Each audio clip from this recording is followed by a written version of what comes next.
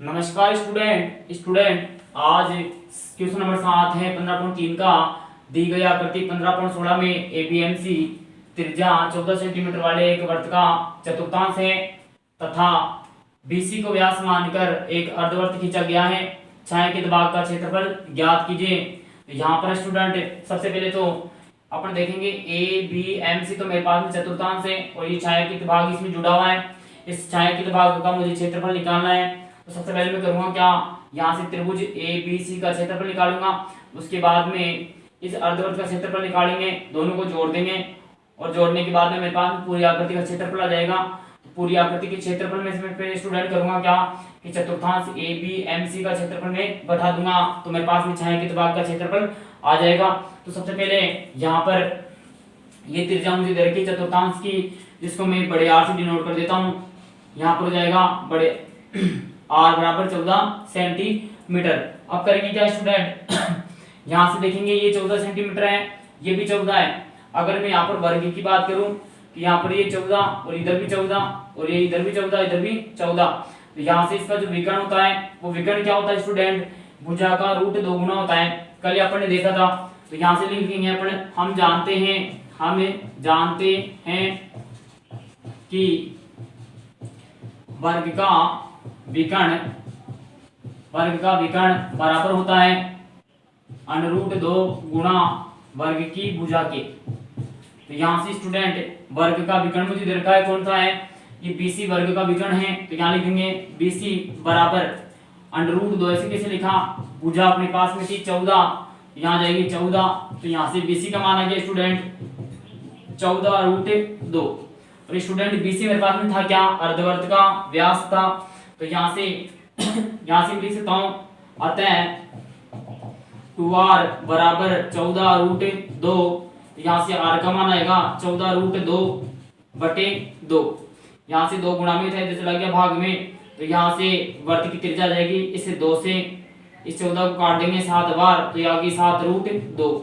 यहाँ से 7√2 मेरे पास में जो है स्टूडेंट ये आ गई अर्धवृत्त की त्रिज्या। अब अपन निकालेंगे स्टूडेंट छायांकित भाग का क्षेत्रफल। तो यहाँ से मैं लिखता हूँ, यहाँ पे लिखा छायांकित भाग का क्षेत्रफल बराबर लिखेंगे स्टूडेंट, बराबर लिखेंगे। सबसे पहले तो इसका त्रिभुज BAC का क्षेत्रफल, इसमें प्लस करेंगे स्टूडेंट अर्धवृत्त का क्षेत्रफल, इन दोनों को तो अपन जोड़ेंगे और इसमें से स्टूडेंट अपन घटाएंगे चतुर्थांश ABMC का क्षेत्रफल।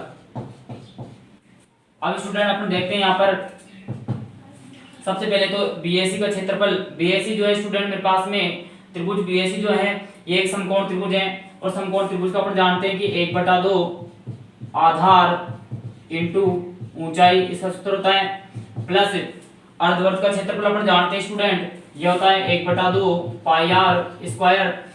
ये दोनों तो स्टूडेंट जुड़ेंगे और इसमें से घटेगा चतुर्थांश, और अपन जानते हैं स्टूडेंट चतुर्थांश का क्षेत्रफल होता है 1/4 पाई आर स्क्वायर। अब करेंगे क्या स्टूडेंट, और यहाँ पर चतुर्थांश की त्रिज्या मैंने बड़ी आर ली थी, तो यहाँ बड़ी आर में डिनोट कर देता हूँ। अब करेंगे क्या, 1/2 लिखा, आधार का मान जो है स्टूडेंट यहाँ से आधार जो है त्रिभुज का 14 था और ऊंचाई भी 14 है, तो यहाँ जाएगी 14 गुना 14, फिर प्लस 1/2 लिखा, पाई का मान लिखेंगे 22/7, और यहाँ पर वर्त के लिए त्रिज्या अपन ने निकाली थी 7√2 थी, गुणा 7√2। अब करेंगे क्या स्टूडेंट, 1/4 लिखा, पाई का मान 22/7 लिखा, और यहाँ से चतुर्थांश के लिए त्रिज्या थी स्टूडेंट ये थी 14, तो यहाँ लिखूंगा मैं 14 गुणा 14। अब करेंगे क्या स्टूडेंट, करेंगे क्या इस 2 से स्टूडेंट में काट देता हूं। सबसे पहले तो इस 2 से 14 को काटेंगे स्टूडेंट 7 बार, और यहाँ से 14 7 हो जाएगा 98, प्लस अब करेंगे क्या स्टूडेंट, इस 7 से इस 7 को काट देंगे, और यहाँ से 2 अब करेंगे ये 2 से 22 को काट देता हूँ 11 बार, तो यहाँ जाएगा 11 गुणा 7 और √2 को √2 से गुणा करेंगे तो ये जाएगा 2। अब करेंगे क्या स्टूडेंट माइनस, अब आगे चलते हैं तो यहाँ से देखेंगे 7 से इस 14 को 2 बार काट दिया और 2 से इस 4 को काट के 2 बार और इस 2 से इस 11 को काट देंगे 22 को काट देंगे 11 बार, तो यहाँ जाएगा 11 गुणा 14। अब स्टूडेंट अपन देखेंगे यहाँ पर 98 हो गया प्लस यहाँ से अपन देखेंगे स्टूडेंट 11 गुणा ये हो गया 14 माइनस 11 गुणा 14 हो गया। यहाँ से अपन देखेंगे 98 मेरे पास में बच गया और 11 को 14 से गुणा करूंगा तो ये हो गया 154 और यहाँ से माइनस इसको इससे गुणा करने पर भी ये भी होगा 154। यहाँ से अपन देखेंगे स्टूडेंट 98 हो गया और 154 में से 154 अपन घटा देंगे और पूरा जो मान था मेरे पास में सेंटीमीटर में था तो ये आ जाएगा सेंटीमीटर स्क्वायर में, तो ये आ गया मेरे पास में छायांकित भाग का क्षेत्रफल। स्टूडेंट क्वेश्चन नंबर 8 है दी गई आकृति में AB वृत्त का व्यास AC 6 सेंटीमीटर और BC 8 सेंटीमीटर, तो छायांकित भाग का क्षेत्रफल ज्ञात कीजिए। तो यहाँ से स्टूडेंट सबसे पहले तो अपन देखेंगे ये छायांकित भाग मेरे को निकालना है, तो छायांकित भाग निकालने के लिए सबसे पहले तो मैं इस पूरे वृत्त का क्षेत्रफल में लेके आऊंगा और क्षेत्रफल लाने के बाद में मैं इस त्रिभुज का क्षेत्रफल लेके आऊंगा और त्रिभुज का क्षेत्रफल लाने के बाद में मैं क्या करूंगा पूरे वृत्त के क्षेत्रफल में से त्रिभुज का क्षेत्रफल में इकट्ठा दूंगा तो मेरे पास में वृत्त का इस छायांकित भाग का क्षेत्रफल आ जाएगा। तो स्टूडेंट इस वृत्त का क्षेत्रफल लाने के लिए मेरे को ये व्यास चाहिए, ये व्यास आएगा इन दोनों भुजाओं से और व्यास जैसे आएगा इस व्यास का आधा कर देंगे तो मेरे पास में त्रिज्या आ जाएगी और त्रिज्या आने के बाद में मैं वृत्त का क्षेत्रफल निकालूंगा। तो यहाँ से मैं क्या करूंगा स्टूडेंट सबसे पहले अपन देखेंगे कि यहाँ से ये समकोण त्रिभुज है मेरे पास में, इस समकोण त्रिभुज में यहाँ पर A ये C और ये B हो गया। यहाँ से AC जो है ये है मेरे पास में 6 सेंटीमीटर और BC है 8 सेंटीमीटर, तो ये अपन AB लेके आएंगे। तो AB क्या है यहाँ पर कर्ण है और ये कर्ण कैसे आएगा स्टूडेंट, यहाँ लिखेंगे अपन त्रिभुज समकोण त्रिभुज ACB में AC बराबर है सॉरी AB बराबर है AC का स्क्वायर प्लस BC का स्क्वायर।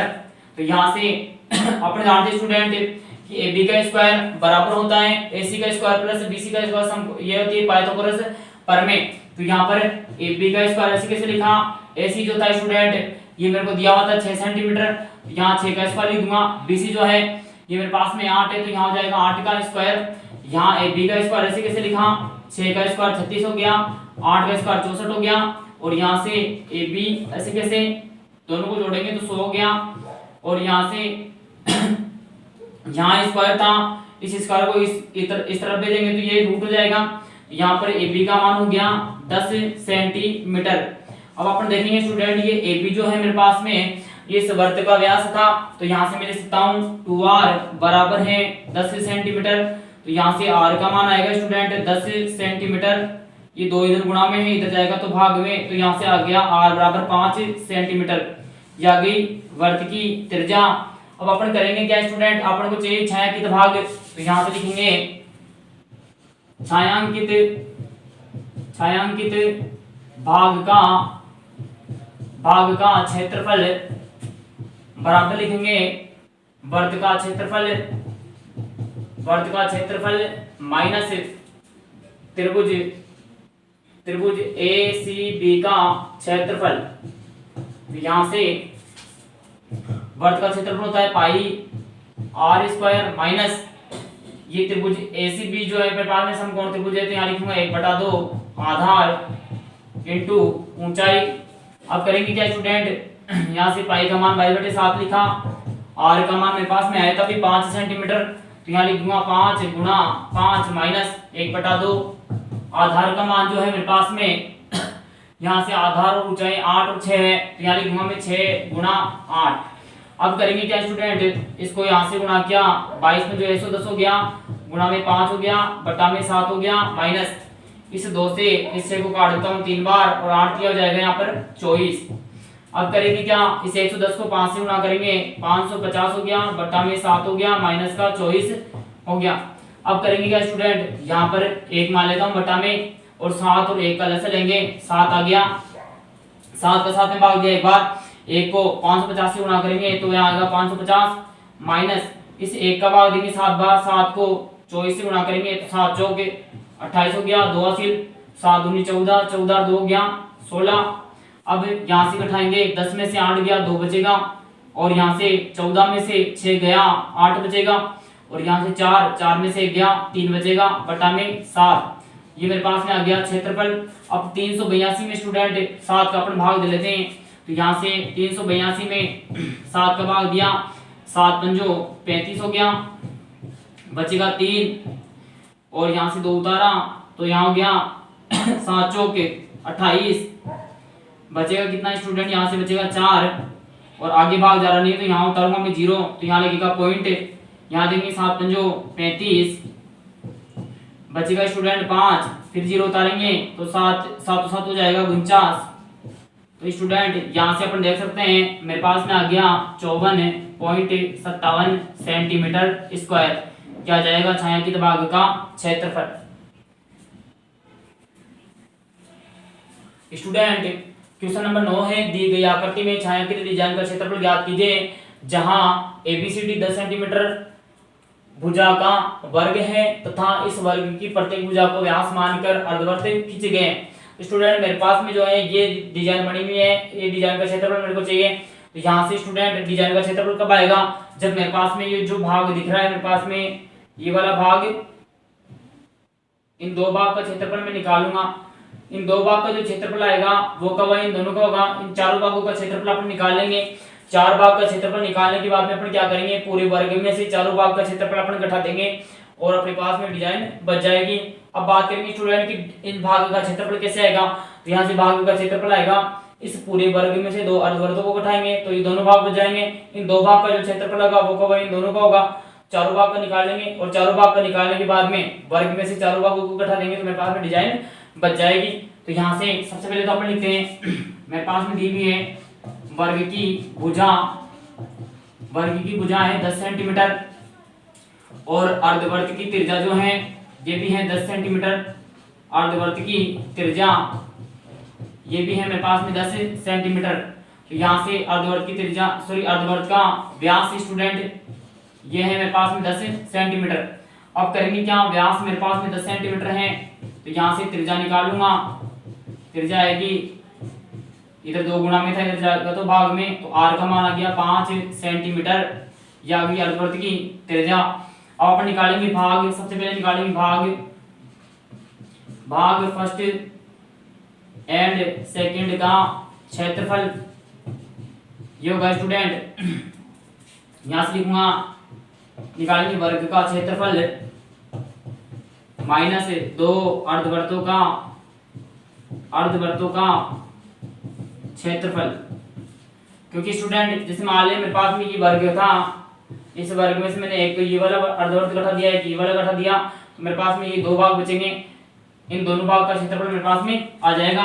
तो यहाँ से वर्ग का क्षेत्रफल होता है भुजा स्क्वायर, ये लिख देंगे ए स्क्वायर माइनस 2 गुना अर्धवर्त का क्षेत्रफल होता है 1/2 पाई आर स्क्वायर। अब करेंगे क्या, भुजा मेरे को दी हुई 10 सेंटीमीटर, तो यहाँ लिख दूंगा 10 सेंटीमीटर का स्क्वायर माइनस इस 2 से 2 काट देंगे, पाई का मान क्वेश्चन में दिया हुआ है 3.14 रखना है, तो यहाँ लिखूंगा 3.14, और r का मान है 5 सेंटीमीटर, तो यहाँ लिखूंगा 5 गुना 5। अब लिखेंगे स्टूडेंट यहाँ से 10 का हो गया 100 सेंटीमीटर स्क्वायर माइनस, अब करेंगे क्या, यहाँ से लिखेंगे इस 5 को गुणा, यहाँ हो जाएगा 3.14 गुना 5 को 5 से गुणा करेंगे 25 हो गया। अब देखेंगे स्टूडेंट यहाँ पर 314 को मैं 25 से यहाँ गुणा कर लेता हूँ, यहाँ हो जाएगा 5 और 20, और ये 5 तो 7 हो गया, और 5 की 15 हो गया, गुना ये जाएगा 8, ये हो जाएगा 2, और ये जाएगा यहाँ पर 6। अब जोड़ेंगे यहाँ पर 0, यहाँ हो गया 15, और यहाँ हो गया 8, और यहाँ हो जाएगा ये 7, हो जाएगा यहाँ पर हो जाएगा स्टूडेंट 100 सेंटीमीटर स्क्वायर माइनस 78, ये 2 संख्या छोड़ के पॉइंट था तो यहाँ लगा देंगे 2 संख्या छोड़ के पॉइंट 78.50 सेंटीमीटर स्क्वायर। अब स्टूडेंट अपन क्या करेंगे, 100 में से 78.50 को उठाएंगे, तो यहाँ लिख देता हूँ मैं 100 माइनस 78.50 या 78.5, यहाँ पॉइंट के बाद में 0 लिखा। यहाँ देखेंगे स्टूडेंट 10 में से 5 गया, 5 बच गया, और यहाँ बचा 9, 9 में से 8 गया, 1 बच गया, और यहाँ बचा मेरे पास में 9, 9 में 7 गया तो 2, तो यह हो गया 21.5 सेंटीमीटर स्क्वायर। यहाँ से हम देख सकते हैं स्टूडेंट मेरे पास में जो है भाग फर्स्ट और भाग सेकंड का क्षेत्रफल 21.5 सेंटीमीटर स्क्वायर आ चुका है। अब करेंगे क्या स्टूडेंट, जो इस भाग का है यहाँ लिखेंगे इसी प्रकार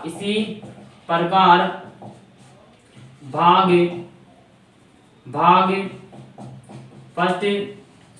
थर्ड एंड फोर्थ का क्षेत्रफल, ये भी स्टूडेंट 21.5 ही आएगा सेंटीमीटर स्क्वायर में। अब करेंगे क्या स्टूडेंट, यहां से मैं मान लेता हूं ये हो गया थर्ड भाग और ये हो गया फोर्थ भाग। अब करेंगे क्या, यहां से अपन निकालेंगे स्टूडेंट,